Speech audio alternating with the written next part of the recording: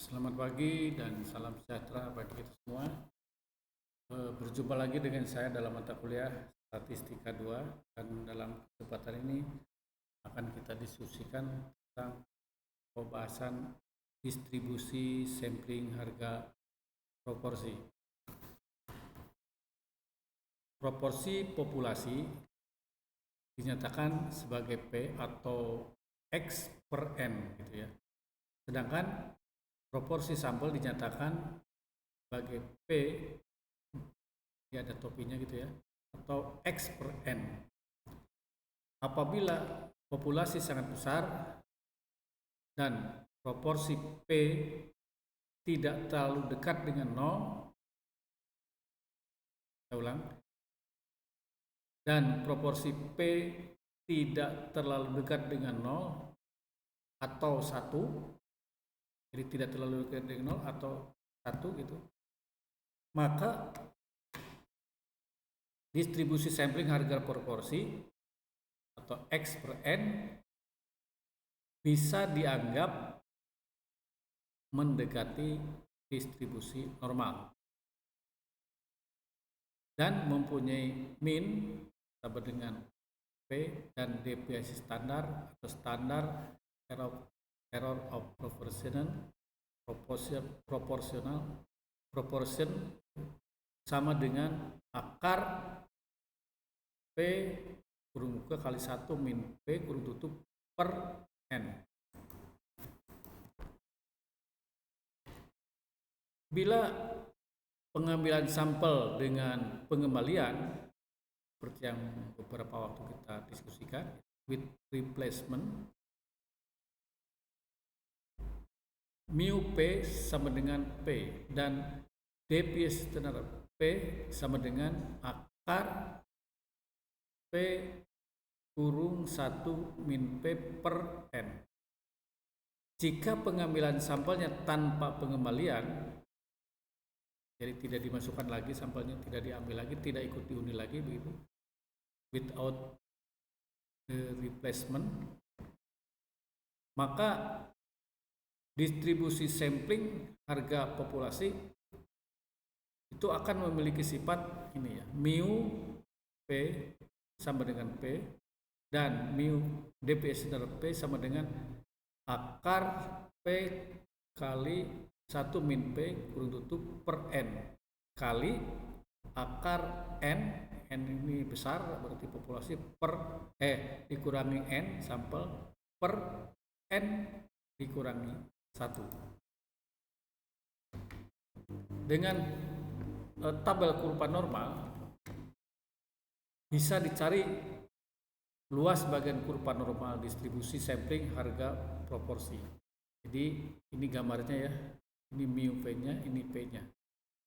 Nah, nilai standar unit dinyatakan Z sama dengan P topi per dikurangi P per dp standar kali P topi sama dengan ini kan P topi minus P dibagi akar P topi kali 1 min P topi per N.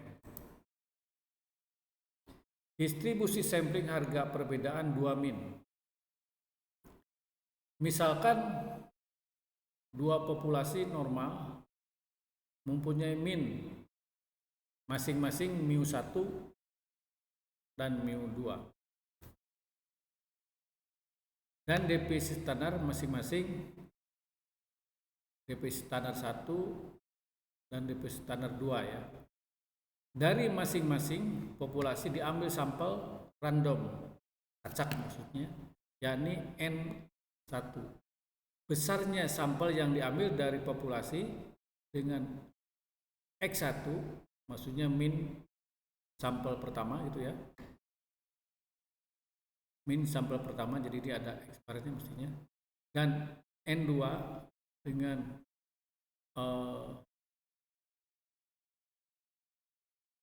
X2, X bar rata-rata maksudnya.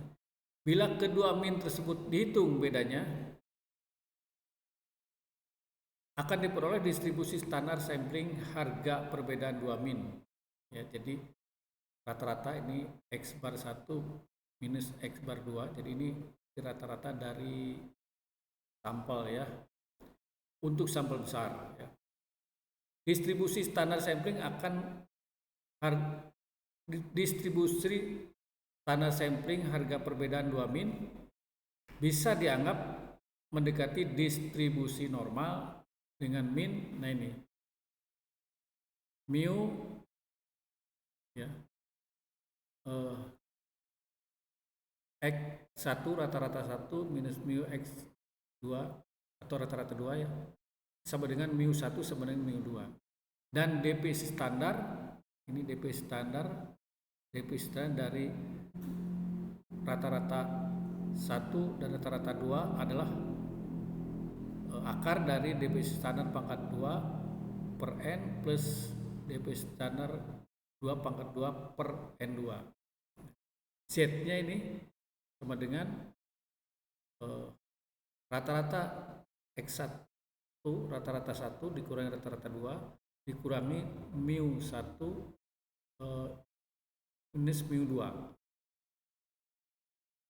per DP standar dari rata-rata X1 min 1 X1 rata-rata X2 gitu ya. Nah, kalau digambarkan seperti ini ya.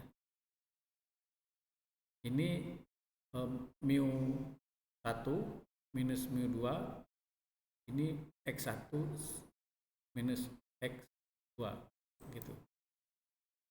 Distribusi sampling harga perbedaan 2 proporsi. Misalkan 2 populasi di mana proporsi individunya mempunyai sifat tertentu yang hendak diselidiki. Kita diberi kode A adalah masing-masing P dan P2. Bila dari sampel random yang diambil dari kedua populasi itu proporsi sampel ya, proporsi sampel ya, notasinya atau dengan pangkat P, jadi ini proporsi sampel ya. Dan kemudian dihitung perbedaan harganya, maka akan diperoleh distribusi sampling harga perbedaan 2 proporsi, yaitu X1 per N dikurangi X2 per N. Dengan pengertian X1 adalah banyaknya individu yang bersifat A dalam sampel beranggotakan N1 yang diambil dari populasi pertama X2 adalah banyaknya individu yang bersifat A dari sampel beranggotakan N2 yang diambil dari kedua populasi, dari populasi kedua maksud. Distribusi sampling harga perbedaan 2 proporsi ini akan mempunyai min sama dengan perbedaan proporsi populasinya dan mempunyai deviasi standar sama dengan ini ya, akar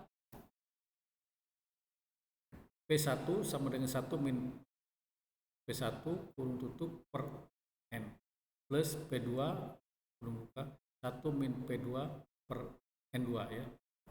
Mu nya ini X1 per N1 X2 per N2 sama dengan P1 min P2.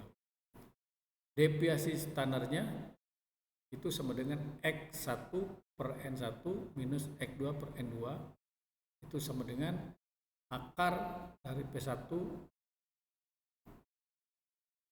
kali 1 min P1 kurung tutup per N1 ditambah P2 kali 1 min P2 tutup per N2 dan dianggap mendekati distribusi normal dengan nilai standar unit ini ya. Nilai standar unitnya, nilai Z-nya itulah X1 min N1 dikurangi X2 min N2 kurung dikurangi P1 dikurangi P2 tutup ya per DP standar kali X1 min N1 dikurangi X2 min N2.